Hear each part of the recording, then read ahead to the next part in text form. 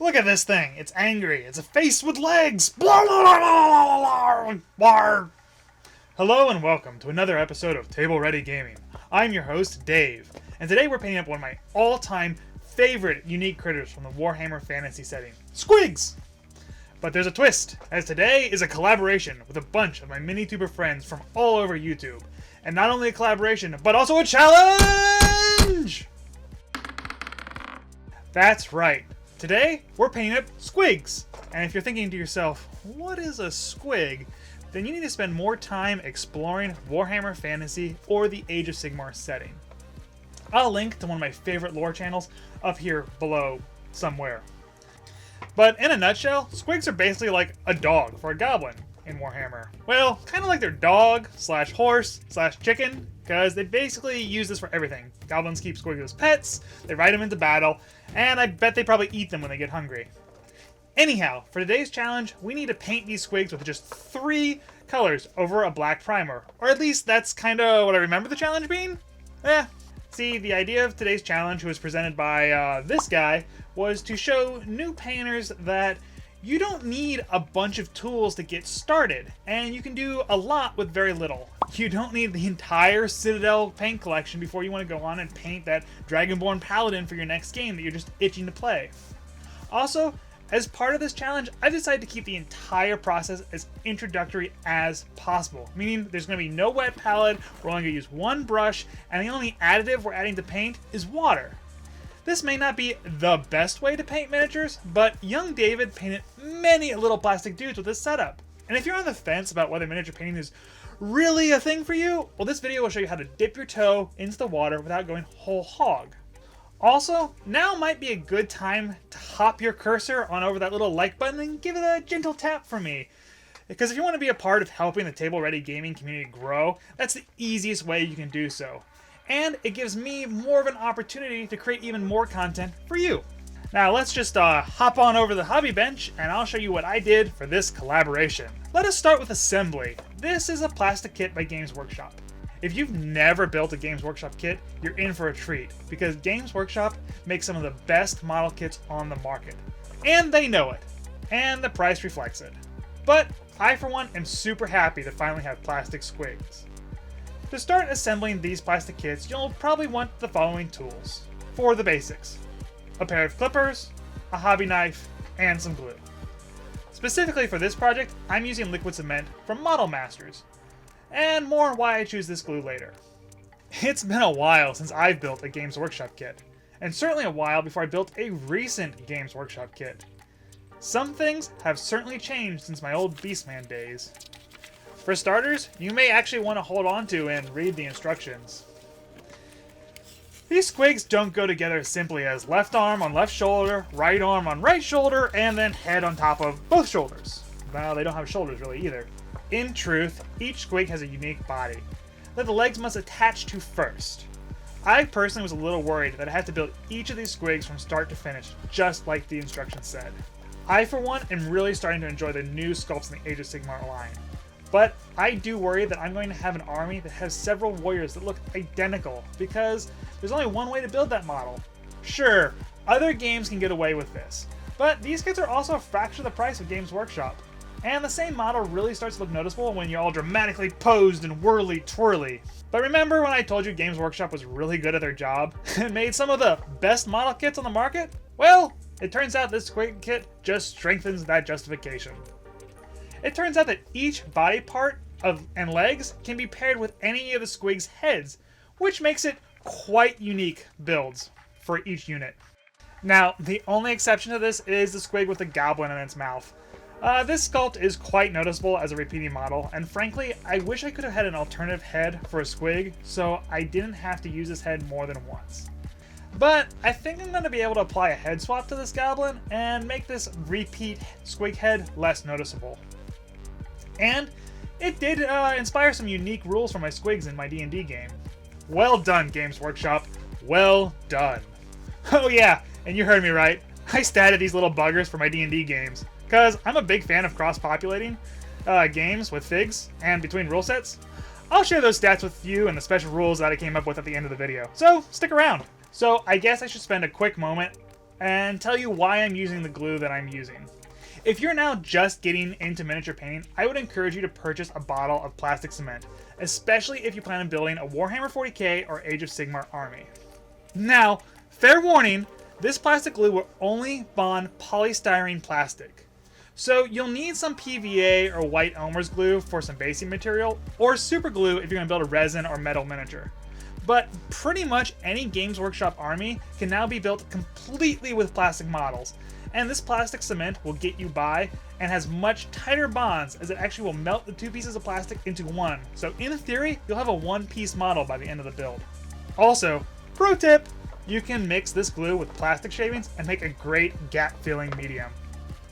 Get rid of that liquid green stuff.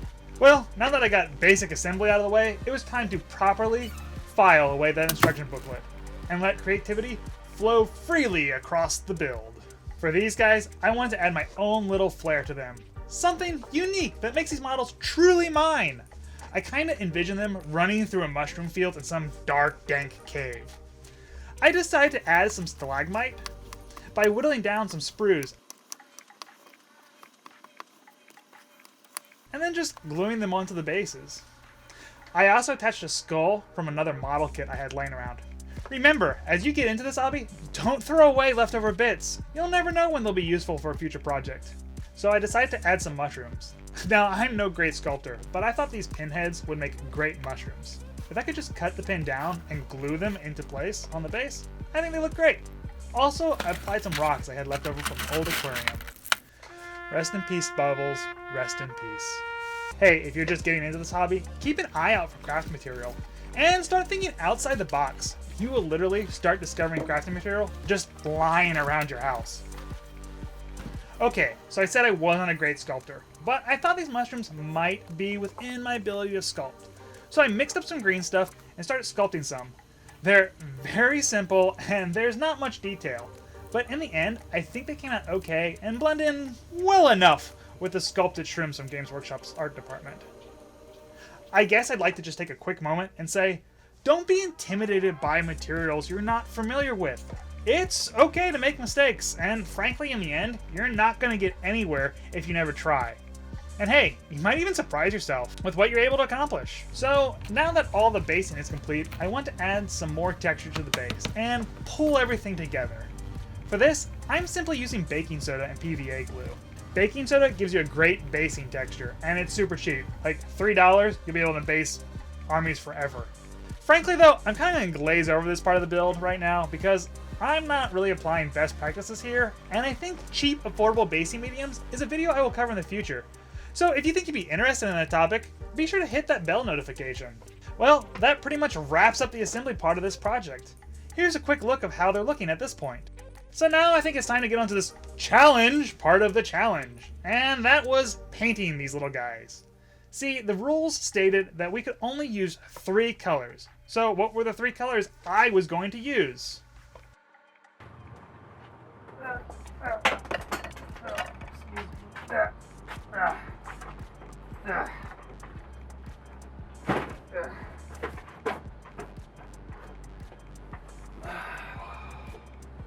Right, so here's my inspiration for this project.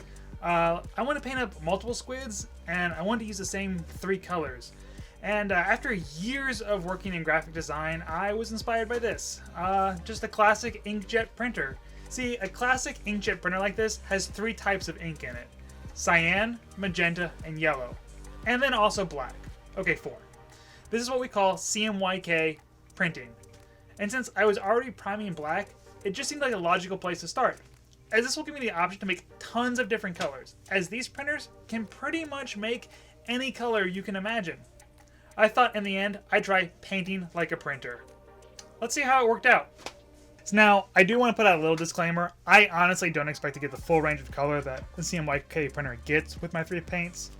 For example, I was never really able to get a really bright red color, and that's something I should be able to achieve by mixing magenta and yellow with a hint of black.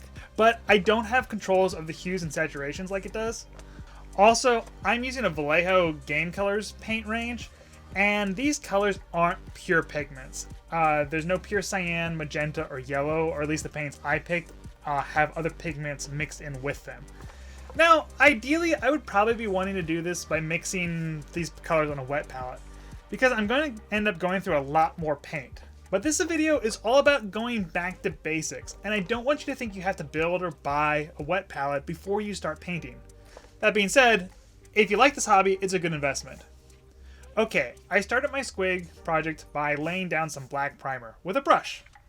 Now, this is my first time ever using paint on primer, and I have to say, I was quite pleased to see how well it worked. It certainly covered way better than I had ever expected. Now, probably would never do this for an entire army, or even a squad of guys, but I do have to say, if you're itching to paint a character model for an RPG build, and for whatever reason you can't get to a spray can or don't own an airbrush, this is a very acceptable alternative. Now that the priming was done, I started by mixing my cyan blue with some black primer for a dark bluish gray base coat. I think the paint on primer probably would take 2 full coats to get a full coverage, so I figured why not starting building up some of those colors with the second pass? Kill 2 birds with 1 stone! I'm thinking in the future I might just mix the paint with the primer as I do the first pass, if I ever do use paint on primer again. Then I mixed up a green by mixing my cyan color with a yellow, and this gave me a grayish green, I think because I'm not working with solid pigments, as I stated before, and so everything's going to turn out slightly grayish and sort of muted. Anyhow, I started applying the green to the top of the squigs, where I wanted to highlight the area, and the blue I had just laid down. So then I mixed up a brown. I did this by first making an orange with the magenta and yellow, and then bringing it down with the black to a brown color. This was a base layer for the squig's teeth. This took 2 coats to completely cover. After that, magenta was added to the gums and the mushrooms. I figured those mushrooms should really pop off the mini, and I wasn't ever able to get that true red, like I stated before, so I settled for magenta, and actually, I ended up liking it quite a bit. Next, I kept highlighting the squig's teeth with yellow. Not really the color I would have originally chosen, as this makes the grim kind of cartoonishly garish and gross, but I also don't think squids are known for their excellent dental hygiene. While we're on the subject of poor hygiene and squigs, I felt like this model needed a little more shadow and grime, so I gave the entire model a wash of black paint. I made my wash by mixing black primer and water, like lots of water to little paint, like a ratio of 1 to 20. I find making my own washes, it's better to err on the side of too light than make them too dark. This is a simple recipe, and there's far better black washes recipes out there. Now, remember, washing is a technique and not necessarily a product. If you're brand new to miniature painting, I can't recommend these Citadel washes enough, especially the Nuln Oil and the Agrax Earthshade, as these things are basically liquid talent. Oh, I'm also a big fan of Army Painter tones. Remember, paint like these make the painting process easier, but again, they aren't necessary. After the wash, I gave the gums on the squig one last highlight, with an orange to mix it up. Here's a squig painted following the rules of the 3-color challenge. So, it was about this time I started seeing some finished videos from all the other collaborators in this challenge, and I realized we were allowed to use 2 brushes instead of 1 for this challenge. And so, since I'm down a tool, I think it's only fair I add a 4th paint. I mean, deciding to follow the spirit of the challenge of 3 colors, because technically white is a hue and not a color, so technically I'm still legal using 3 colors. And technically legal is the best kind of legal. Anyhow, let's cue up my Pirates of the Caribbean Pirates code clip and press on. The code is more what you'd call guidelines than actual rules. I love that movie just so much. And old G. Rush makes Barbossa such an amazing villain in that movie. Hey Amazon, get on the phone with Games Workshop and let's see a series of Luther Harkin starring Jeffrey Rush. Fortune favors the infamous. Anyhow, we're going way too far down the Hollywood pirate rabbit hole, so let's get this video back on track. If you're looking to get into miniature painting and you just want to buy a few miniature paints and don't know where to start, you should absolutely pick up a pure white and a pure black. These 2 extra paints will give you access to all the hues and shades from the other paints you pick. You can easily make a Triad color palette by shading your base color with a black and then highlighting it with a white and having your base color as the midtone. So how did I apply this color theory to those old squiggy boys? Well, I started by taking my Squig to the dentist and painting over the yellow highlights with my brown. Never feel like you have to strip a model because you applied a layer of paint you didn't really like. Usually, you can just get away with painting over it, especially if it's something small that you just didn't enjoy. I then added some white to my brown and gradually started building it over time, bringing it up to more of a bone tan color for the teeth. I then finished off the Squig with a brown wash over the mouth and added one more blue highlight to the skin and yellow highlight to the eyes. There we go, first Squiggy boy all done. Ain't he lovely? That said, I did have a squad of Squigs to paint, and the reason I chose these colors is because of the variety of different colors you can get with these 3 paints. Well, 4 now. Now, you might be asking yourself, Dave, my Cmyk printer doesn't have a white ink. Well, in traditional printing, the white comes from the paper, or the medium that you're printing on.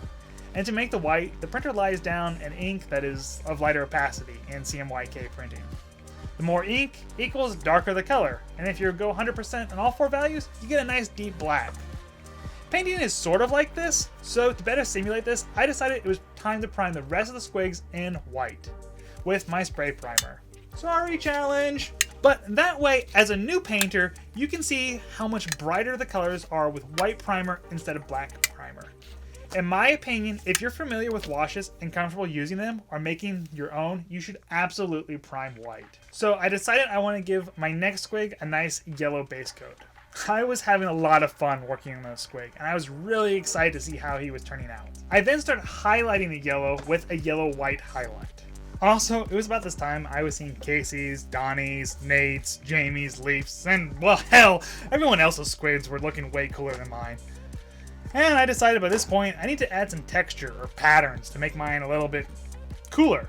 But I wanted to keep it simple. This challenge was made to be for introductory painters, and they did say I was only allowed to use 2 brushes. And I did spend my extra brush to get that extra bottle of paint. But brushes aren't the only way you can apply paint to a miniature. This sponge had literally just been lying around. I got it from some old packaging. I just ripped it up and then used it to stipple some green over the top of my yellow Squig. Also, don't be afraid to look for other tools or other ways to apply paints to your miniature. You can get some really interesting textures this way, and especially if you're weathering minis, this is a really nice way to get natural, random appearing looks that don't look like they're made with a paintbrush, because frankly they weren't. However, in this case, I don't know if I was really that successful. I mean, I kind of feel like I screwed up that paint job. I wasn't happy with it. Oh well, Dave. Keep it simple, play in your sandbox, stick to what you know. So on my orange Squig, I really tried to give my 3-color Triad system a go. I painted it base orange, and then I added an orange black to where all the shadows in the miniature would be.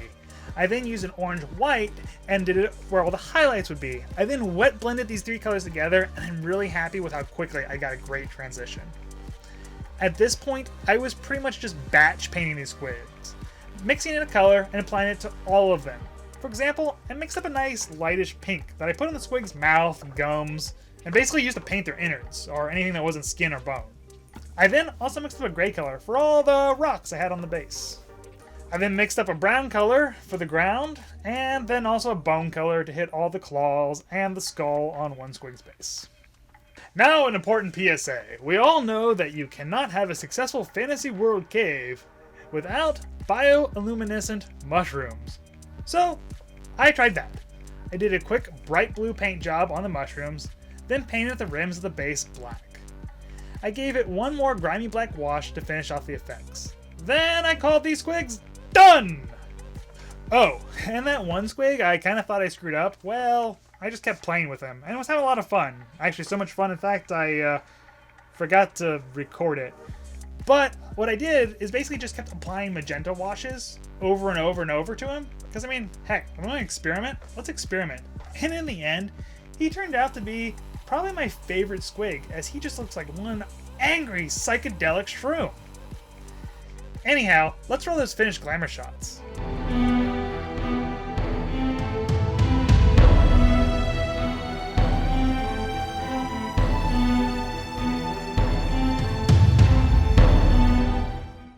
So So now that these guys are all painted up, what do I plan to do with them? Is this the start of a Goblin Age of Sigmar army? Or maybe it's an all-Squig warband for Warcry. Wait, can I do that? No. For these guys, I'm going to be using them for a D&D counter, for my next party that decides to go spelunking. So I did stat these guys up, and I decided to share those stats on my Patreon page. It's a free post, so anyone can see it.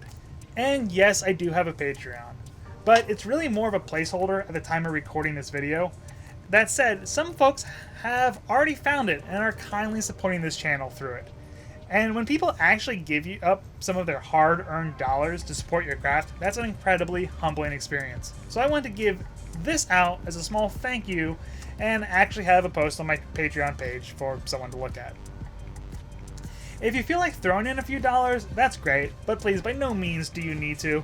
This channel is still very much in its infancy, and I'd much prefer you to like, comment, or simply share the video with someone you know. That really helps the channel grow at this point.